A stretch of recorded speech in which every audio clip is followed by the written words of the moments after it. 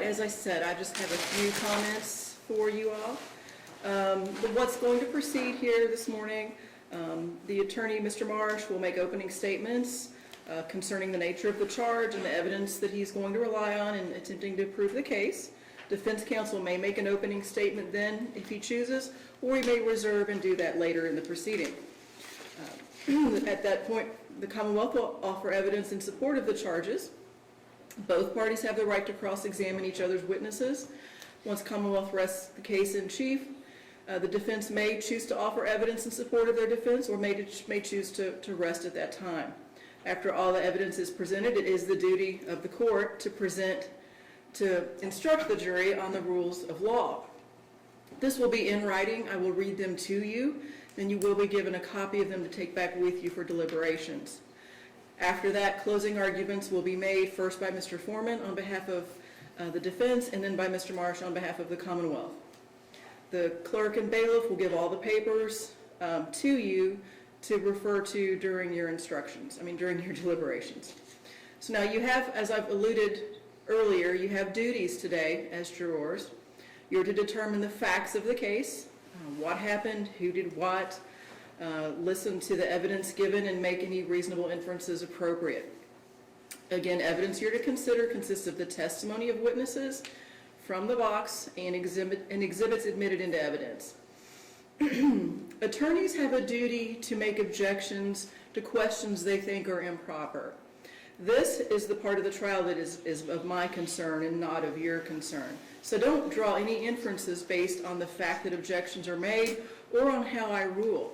This isn't a game that you win by achieving a higher score. So whatever seems to be happening up here doesn't have anything to do with what your all's job is today. All of the applicable case law will be given to you by me in writing, and it's your duty to follow those instructions. I ask you to keep an open mind and not decide any issues until it's submitted to you for your deliberation at the end. I will tell you, once my name came up on the panel, just as yours did, and I got assigned to the circuit panel, and I was already elected judge, and I kind of rolled my eyes, but I didn't ask to be excused. I thought I'll show up and, not get picked, or if I do, be immediately stricken for cause.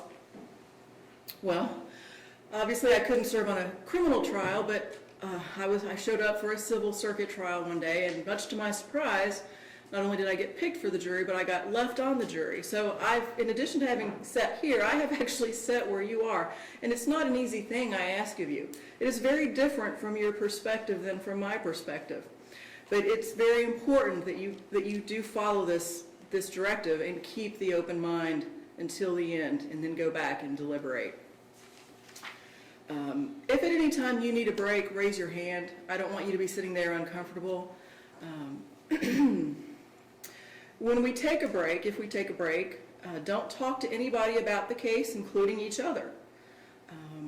If you see Mr. Marsh or Mr. Forman in the hallway and they avert their gaze and don't say hi, don't think that they're stuck up or think they're better than you, they're just trying to avoid any appearance of impropriety so that nobody comes running to me and saying, I saw this juror talking to that lawyer. Same for the witnesses. Just, you can talk to each other, but try not to talk to anybody else. And again, don't talk about the case until you're back in that room. I have my smartphone. I don't take them away from drawers yet because I haven't had anything bad happen. But I want to caution you, when you're back there deliberating, you may not consult the internet for any question that you might have. You may not. You may not do any independent research. If we were to break for lunch, you couldn't drive to any point in town to observe anything that you might have heard about in the testimony thus far. You just can't do that. And if I find out you did it, we're going to mistry the case and start over. Okay, so don't do that. All right, that being said, my portion of the talking for the most part is about to conclude. The rule invoked for the witnesses Yes, Your Honor, we excused our witnesses to the back conference. Okay, so all the potential witnesses are already not in this room. Okay. Yes, Your Honor. Very good. All right, then, if Mr. Marsh would like to give opening. Thank you, Your Honor. May I please report? Mr. Forman, ladies and gentlemen of the jury. This case is fairly simple on its facts. Now, we'll going to take a little bit of time here to explain the facts to you, exactly what happened to bring us all here today. But in actuality, it's all very simple. On April the 3rd, 2018, in Carroll County, Mr. Daniel Darnell was operating a semi-tractor trailer on Interstate 71 northbound. Traveling behind him was Terry and Lori Perkins. They live in Glencoe. They had been to Carrollton to eat, and they were on their way home. Mr. and Mrs. Perkins were in the right lane behind Mr. Darnell's truck. After a little bit, they noticed something was wrong. Mr. Darnell, his truck, swerved immediately into the emergency lane. And there he traveled at highway speed for about a half a mile. Within inches, as Mr. Perkins will tell you, of the guardrail that was there. As soon as the guardrail ended, Mr. Darnell and his truck got over, dropped the right side of the truck off the pavement, came to a stop, truck turns over. It's at that point that Mr. Perkins' wife calls 911. Deputy Meredith is dispatched, is there within a matter of minutes to the scene. Upon coming upon the scene, he finds Mr. Darnell sitting on the steps of his truck. Mind you, the truck is over. Mr. Darnell insists to Deputy Meredith, somebody will come, turn my truck back up, put me back on the road, I just need to go about my business, need to go on, need to move on. So they dispatched wreckers to get the truck turned up, get it back on the road, and it's after this that Deputy Meredith finally gets close enough when he asks him for his paperwork that he notices something isn't right. He smells alcohol on Mr. Darnell's person. So, as he's trained to do, he'll tell you he's trained to do, he starts to investigate a little bit further. He asks Mr. Darnell to submit to some standardized field sobriety tests. Tests that he is trained as a police officer to use to determine if someone might be under the influence of alcohol or other intoxicants. So he gives him 2 tests, a one-leg stand, which is a balancing type test, and a walk and turn. Based upon his performance on those tests, the smell of the alcohol, and what had happened with the incident, Deputy Meredith determines that Mr. Darnell was operating his semi-tractor trailer while under the influence of alcohol. And he decides to take him, as he's trained to do, to the Carroll County Memorial Hospital. And he takes him to the hospital so he can get a blood test. Okay? And under Kentucky law, he reads him an implied consent warning, telling him what the ramifications are and everything of if he takes or does not take the test. And after Mr. Darnell is afforded the opportunity to contact an attorney, he refuses to take the blood test. He's then arrested and lodged at the Carroll County Detention Center for driving under the influence. Deputy Meredith will also tell you that in the cab of that truck,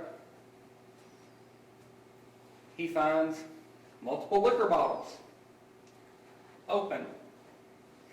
We have a few pictures for you that we'll be showing you. Okay? So he also charges him with possessing an open alcohol beverage container in a motor vehicle. So ladies and gentlemen, I told you, it's pretty simple.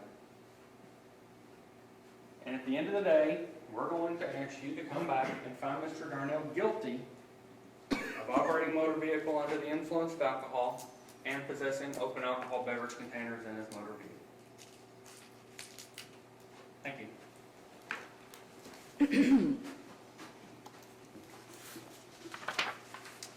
Mr. Forman? Thank you, Your Honor. May it please the court, Mr. Marsh. Ladies and gentlemen of the jury, once again, good morning.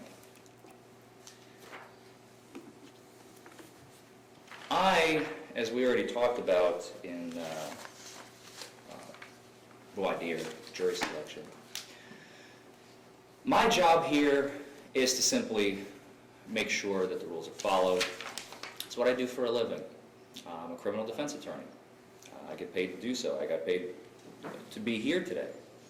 I focus my practice on these types of cases. I get a lot of them. And you may think, as an experienced defense attorney, that I may have some smoke screens that I'm going to be throwing at you, maybe some tricks are up my sleeve that you're not ready for yet. I'm here to tell you nothing is further from the truth. We are simply going to be presenting evidence to show why the prosecution does not have a case beyond a reasonable doubt. So, as Mr. Marsh has already explained, this case really is very simple. There are facts here that,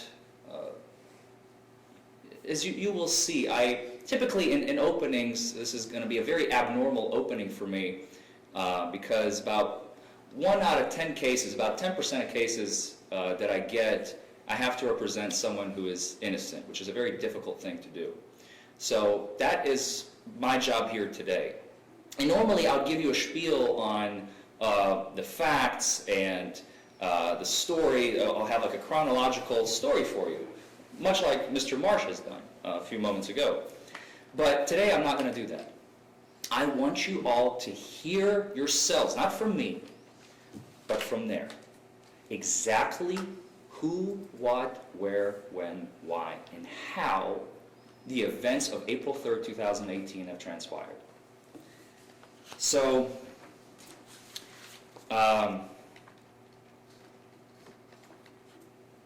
this is kind of like a movie from Hollywood. Directors like to portray a scene. Let's say something happens, maybe a killer on the loose, or a disaster strikes, or aliens invade, whatever it may be, and you think, the entire movie, well, this is what's wrong here. And then at the very, very end, there's a plot twist, and you go, oh my gosh, I was wrong the entire time. That's what's going to happen in this case. Thank you all very much.